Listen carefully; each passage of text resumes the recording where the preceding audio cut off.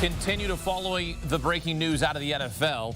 The Seattle Seahawks are trading Geno Smith to the Raiders for a third-round pick.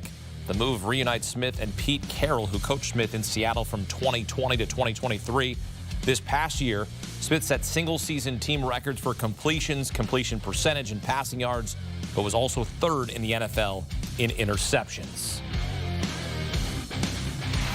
And for more, welcoming two-time Super Bowl champ Logan Ryan. And Logan, you know Geno Smith very well, played against him in college. You had your first career pick six against him in 2013. You had a nice celebration. So I know you know Geno Smith well. What do you think of this move for the Raiders acquiring him late in his career? Well, it shows you that Tom Brady, Pete Carroll, and the Raiders are serious. And the most important position in football, obviously, is the quarterback. And it's an arms race for quarterback this year especially, I feel like. And we know that the Raiders were all in on Matt Stafford. They really wanted to go for Matt Stafford. Brady wanted Matt Stafford, and they didn't get him. Matt Stafford goes back to L.A. I think that was the right choice for Matt Stafford. And this shows that, one, Geno's back with Pete Carroll, and he's had success there. I played Geno since his West Virginia days. He was unbelievable in college. Not a great quarterback for the Jets, but who has been a great quarterback for the Jets? That's more of a Jets problem than a Geno problem. But you kind of see this resurgence. We don't write him off too quickly, he says. With the Seahawks, they're a great passer rating, a winning record, and a lot of pass yards. So I think that the Raiders are going to try to compete this season. They're trying to bring in. They know Brady knows it starts with that quarterback position. We thought they would make a move in the draft. Shedeur Sanders, people thought, will go to the Raiders. Well, they might have been too high on Shedeur Sanders to make this move. They like Geno better than Shedeur, obviously, because they're going with this one. Yeah, right now Ryan Wilson has Shedeur Sanders going to the Vegas Raiders. Could you see a scenario, though, where Geno is the quarterback for a bridge year, where you bring in a young quarterback here in 2025 and Geno Smith shows that player the ropes before they hand him the keys to that kingdom? That could potentially be. I don't want to write anything off, but that doesn't make sense. If you have a top 6 pick and you got a guy in Geno who could still play at a high level, he's shown that not far away from the Pro Bowl, back with Pete Carroll, who obviously loves him. I think Tom Brady and Pete Carroll are trying to win this year. I don't know about a bridge year to the next quarterback, and I think Geno might sign a deal there with the Raiders. Man, maybe another 2, 3, 4-year deal there with the Raiders. I think they use that pick. They can trade it if somebody wants to get Shedeur at that number, or they can go draft best available. You know, whoever the best available player is. But I think this is the first step to show Raiders fans that they're going to try to win some games this year. They got to fix the quarterback position. They haven't had one since they moved to Vegas. Now they got one. Yeah, Vegas looking to get back into the playoff mix. Haven't been there quite some time. When you look at this deal in terms of where it leaves the Seahawks, where does this leave the Seahawks? They're already dealing with DK Metcalf, who requested a trade.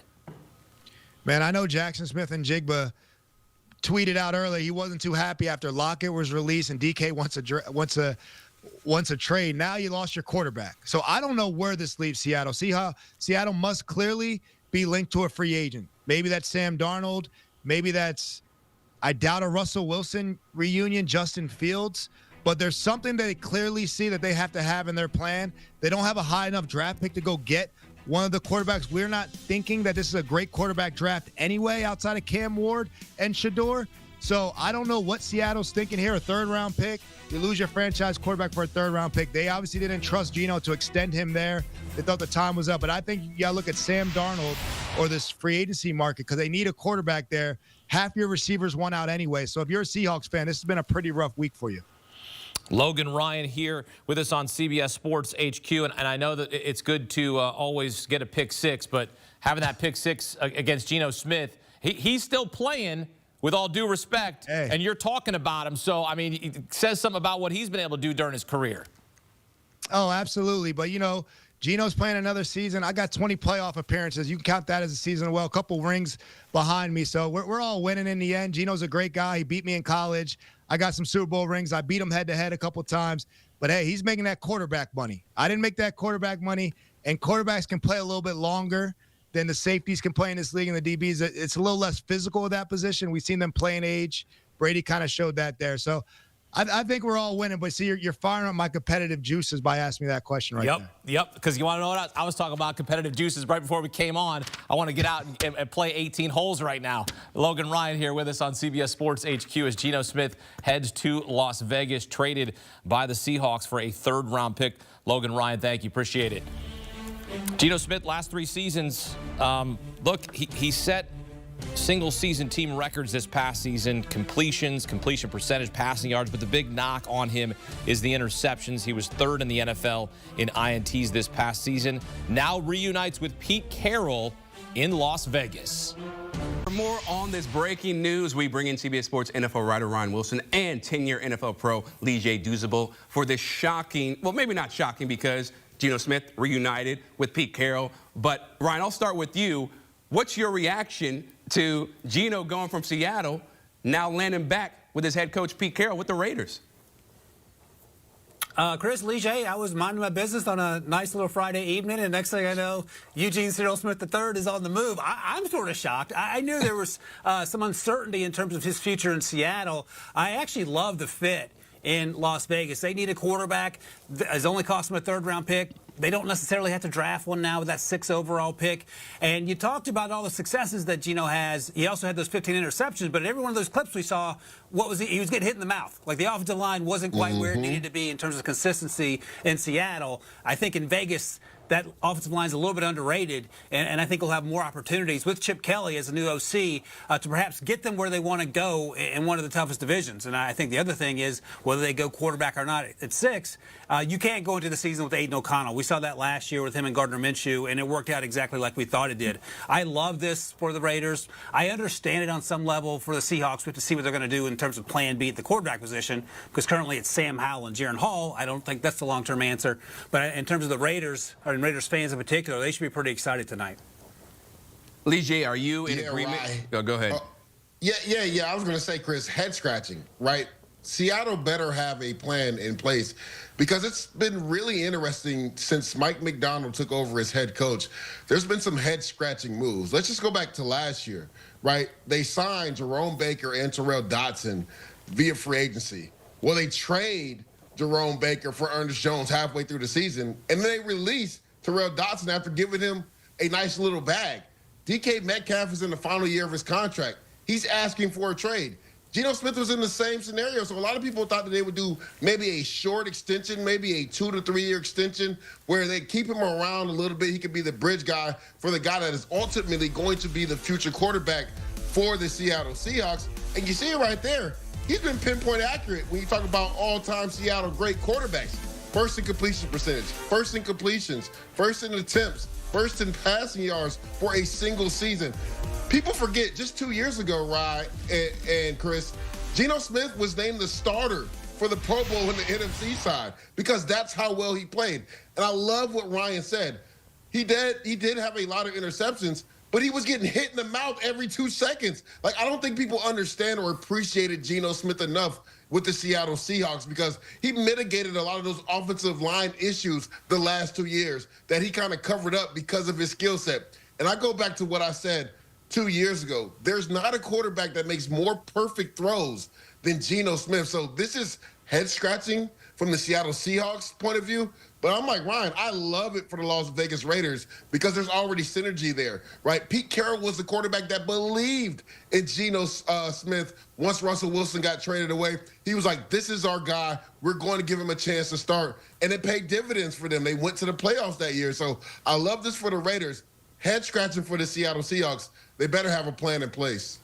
Ryan, you know, with that point being said that Leger brought up, what plan do you think is in place here? Because now you get rid of one of the most accurate QBs, right? Somebody that, as Leger talked about, mitigated a lot of those issues with the offensive line. What do they need to do to bring this franchise, you know, back to, I guess, you know, a perennial playoff contender and winning their division? Yeah, I think John Schneider, the GM, more than any other GM in the NFL, zigs when everyone else zags. And we see that in terms of guys they draft, in terms of guys they sign, as Leger talked about. And that's sort of played itself out year after year. You can sometimes predict which player a team might target in the draft. You will never, ever, ever get what the Seattle Seahawks are going to do. A lot of times they hit Devin Witherspoon, Byron Murphy, and sometimes it leaves you scratching your head. And I think this is one of those things, as Lee J's talking about, they have to have a plan in place. So they currently pick 18th. My latest mock draft, because I thought Geno was going to be there, I had him taking a defensive tackle, Kenneth Grant, who I think would be a fantastic pick for them. Now, you're not going to get a quarterback at 18.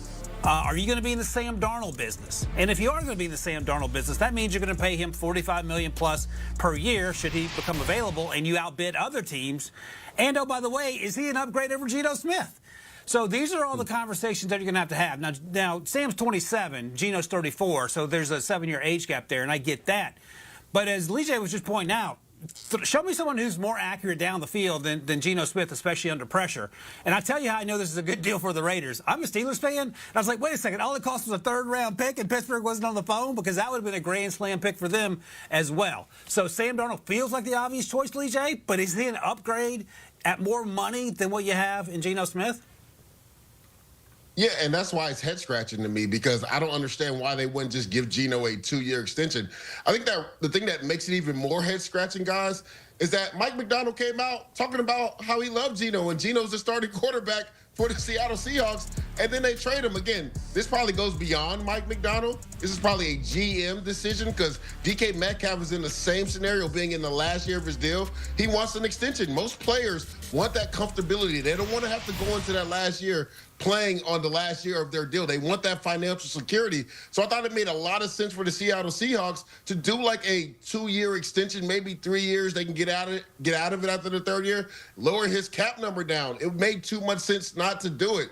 Now you're talking about not only not having your starting quarterback, and you know, Ryan already alluded to it. You have Jaren Hall and Sam Howell as your 2 quarterbacks right now, but then probably losing your number 1 or 2 receiver in DK Metcalf. So it's almost like last year you thought would have been the year that they were going to start over with a new head coach, but now that the coach going into his 2nd year is going to have to revamp things, not only with a new quarterback, but probably a star receiver on the outside as well. So this is just head-scratching again. Love it for the Raiders. Don't understand it for the Seattle Seahawks. And to Ryan's point, picking at 18, you're not going to get one of the top 2 quarterbacks. Are you going to potentially draft Jackson Dart at 18? That could be a possibility as well. But this is still head-scratching for the Seattle Seahawks. So head-scratching for the Seahawks. You love the move for the Raiders, Ryan. When you look at how their roster is constructed right now, what other moves do you think they should make to make sure they get this Raiders team back into the playoffs? Yeah, like I said, Chris, I think the offensive line is in pretty good shape. And you're picking there at 6, and Leger and I were just talking about this guy a couple hours ago, just shooting the bull. If Tedrow McMillan is there at 6, a wide receiver at Arizona, guess what I'm doing? I'm drafting Tedrow McMillan, because then you have him, you got Brock Bowers, you got the offensive line that's a little better, you got a defense to just re-up Max Crosby. You're in a good place in a division where you have to score points. Now, you can go on the defensive side of the ball. They need help in the secondary. I don't know if you're going to take a cornerback that high necessarily, but maybe you trade down a few spots, accumulate a few more picks. Another guy that Leger and I love, we talked to him at the combine, you get Jahdae Barron around 12 or 13th. If you trade down 5 or 6 spots, the cornerback / slot out of Texas, grand slam. So there are a lot of things you can now do that you have your quarterback situation taken care of for the next 2 years or so, whether that's drafting a developmental quarterback, and by that I mean Shedeur Sanders, who doesn't have to play right away, or whether you're getting him a weapon in Geno Smith and Tedrow McMillan to go along with what Brock Bowers did last year. And I think Brock Bowers, by the way he played in year 1, is probably already close to being a Hall of Famer. He was so good. Yeah, Leger, what's your top interesting. priority? Yeah, for me, it's definitely getting Geno Smith a weapon on the outside to go with Brock Bowers. And let's not forget, this might not be the only business that Seattle and the Raiders do, because DK Metcalf was there when Pete Carroll drafted him as well. So could they call the Raiders and say, hey, we just traded for a quarterback. What about that receiver that wants to get up out of town? Could we potentially trade with him and he'd be our number 1 receiver with Brock Bowers as well? I like Ryan. If Tedrow McMillan is there at 6, you turn that card in. But honestly, you know, me and Ryan were talking about this off camera.